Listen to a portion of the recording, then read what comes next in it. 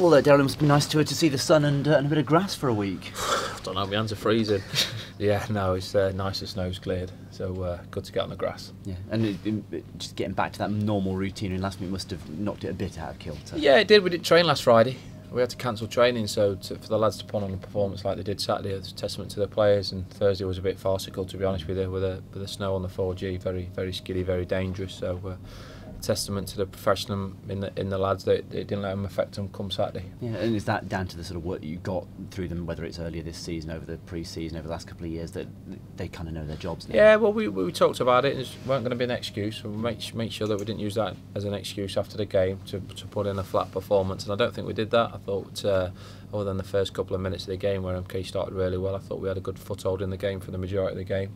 You know, you're always going to get teams have a bit of a spell, and MK Dons had spells after we scored, but now the lads put in a good honest shift and played some good football at times. And a clean sheet, and certainly a recent record going back over the last couple of months, it's back to sort of a goal a game-ish, isn't it, which is more where you want to be. Don't curse me on that, Ed, but yeah, no, we obviously work on things and talked on things, and we knew our defensive record had to be better, and sometimes systems help that to shore yourself up a little bit, and one or two little tweaks here and there, and yeah, it's certainly so far so good. And would it be fair to say you've got a talented squad? There have been times in the season when you've been trying to find the best way of getting the best players on the pitch. I mean, you take I get a little bit frustrated with it. We had a bad 7-8 weeks, didn't we? Where a lot of, like I said before, a lot of players were out of form that normally are reliable players at the same time. So you take that bad period out, and I think in all we've been where we stand at the minute with 10th best team in League One, and we're a point better off than where we were last year. So people can mention about not getting it together all season. But it's been one of those seasons.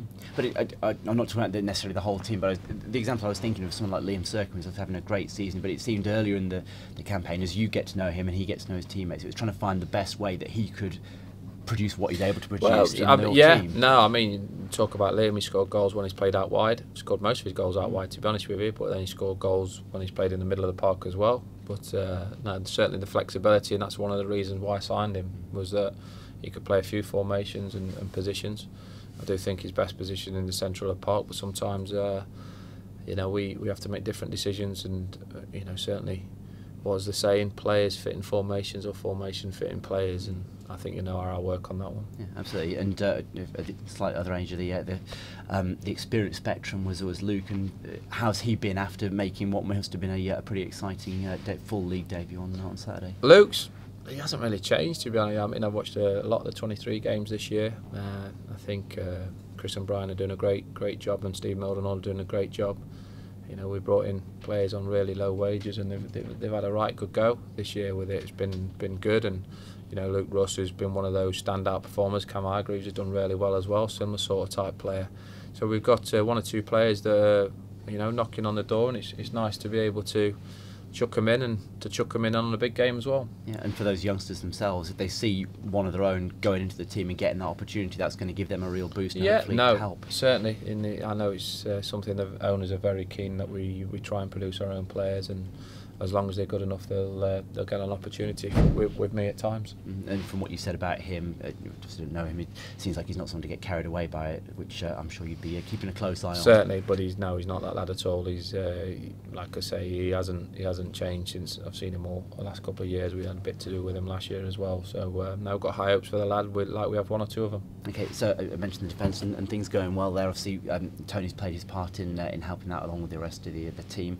It's meant that Tom Broadbent hasn't been able to get into the squad last couple of games. He's still in your thoughts? Yeah, it's unfortunate. I mean, Tom's an outstanding player, but one thing that I thought the team needed was an experienced head in the window. There's something lacking in the change room. Certainly went through the rough times. That little bit have been there, seen it, done it at the right age, and a little bit unfortunate for Tom Broadbent at the minute is that Tony Cragen, he's playing well at left-hand side, centre half as well. So, and that's football, to be honest with you. It's Tom's first year. He's still got a lot to learn. The kid's done well. We've got high hopes for him, and he's a great lad, and he's working hard as every one of the players are. Okay, so Northampton this weekend, and obviously the reverse fixture went pretty well earlier this season. Yeah, but it's neither there, to be honest with you. With that, they're a team that's fighting for their lives, and Jimmy's made a lot of changes. I think there's only 2 or 3 players that'll be starting against us, so the squad's totally different. And it'll be, like I say, put me on repeat, but it'll be like any other game in League One. It'll be a tough one. And I'm certainly not going to start guessing your team formation, but the ones who've been playing regularly recently, there may only be 3 or 4 of your team from that day who are going to start or be involved. Yeah, no, I don't really look at it like that, to be honest with you. But yeah, no, we'll see what team I pick out Saturday, and then you lot can pick your holes in how many changes there's been from that game, I suppose. And in Northampton, you sort of look at that squad, and there's some good players in there. I'm personally a little bit surprised that they've. Well, Grimes on loan from Swansea, paid £1 million for him. Swansea did, and then they got Crooks, who went for big money up to Rangers from Accrington Stanley. John Joe scores a lot of goals, so the experience in the team and within the squad's pretty strong. They've had a big player turnover. Sometimes that can be. That can happen after bad runs. So yeah, the squad full of talent, and obviously will be aiming to stay in the league.